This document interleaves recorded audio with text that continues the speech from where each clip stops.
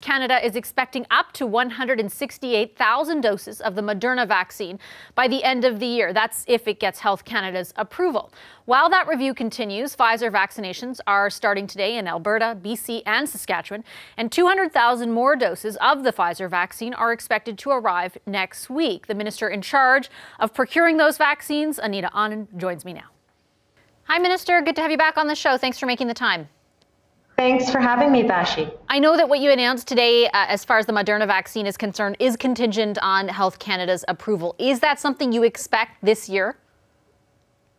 The number of conversations that we have had with Moderna and the number of filings that they have placed with Health Canada in order to respond to the questions that they are getting suggests to us that Moderna's approval may be forthcoming, but our work is completely independent of that process, of course, and so we have continued to negotiate very hard negotiation dates with them for delivery of the Moderna doses. And the exciting thing about today is that we were able to announce 168,000 Moderna doses coming into Canada within 48 hours of Health Canada approval.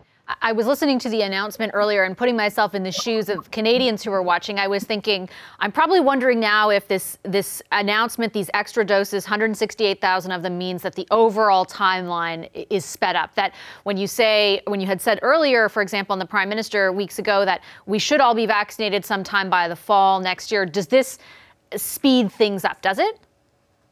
We are still looking at the end of September 2021 for all Canadians who wish to be vaccinated to be able to be vaccinated. Having said that, the acceleration of the timelines for inoculation has been very positive, and we've been able to ensure that the supply chain and the distribution chain that we established with our freezers and with the provinces and territories, with the end-to-end logistics system that we've put in place, are all working smoothly, and that bodes well for continued inoculations through December and then through 2021. Speaking of logistics, this vaccine is a bit different when it comes to logistics compared to Pfizer. Pfizer delivered it right to those centers that have been set up across the country that the vaccine is ultimately administered at. This one, Canada has to go get. I know that you said earlier today that there are logistics being worked on right now to do that. Can you be more specific? What exactly has to happen in order for those doses to be picked up?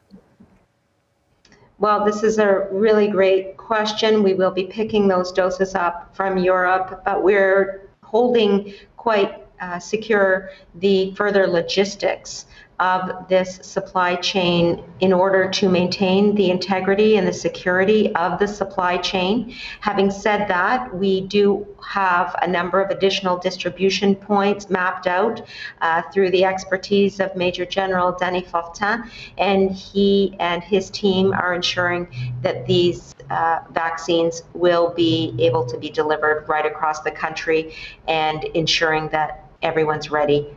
And that's really the purpose of what we're putting in place right now.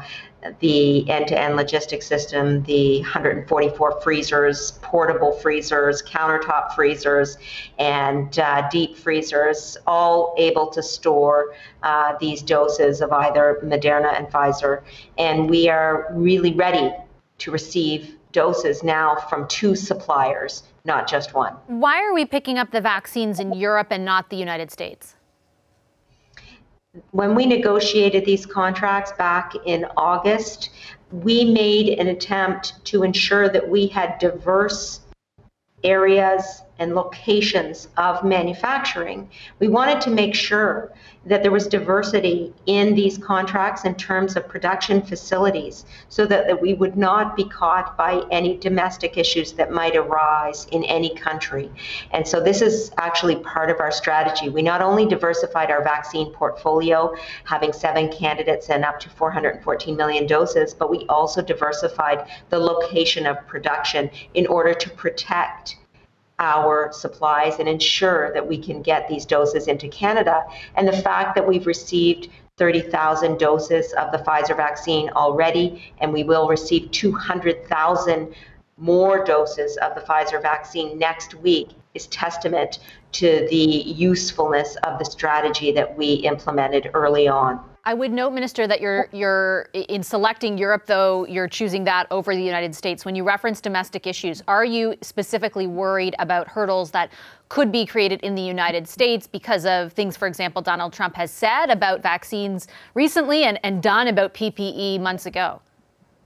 We have been very pleased to work with the United States on a number of issues, the border, the incoming masks, the 3M masks that we were able to diplomatically work with the United States on receiving. And certainly we are simply diversifying for the purposes of ensuring the integrity of our distribution channels and supply. So no specific worries about the United States? At the current time, all of our systems are working well, and we're very pleased to continue on this track. Okay, speaking of the United States, Minister, they are expected to get 20 million doses of this vaccine pending approval south of the border, or 20% of their initial order by the end of the year. This announcement today that you made, 168,000 doses, represents less than 1% of our initial 20 million dose order. Why the difference there? I want to put this in perspective for Canadians, that we were one of the first countries to sign with Pfizer and Moderna. We are one of the first countries to have approval of Pfizer. We are one of the first countries to inoculate our population and begin that process of mass vaccinations.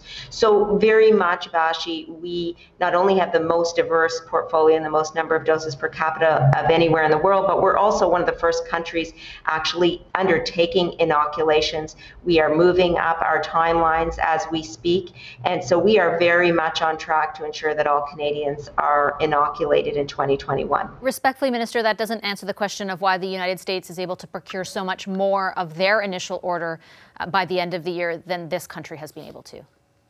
It's a difficult question for me to answer in terms of what the United States did in its management of the crisis and negotiation of its contracts, and indeed in terms of its approval process. What I'm focused on is procurement for Canadians, and indeed we have ensured that Canadians are at the front of the line.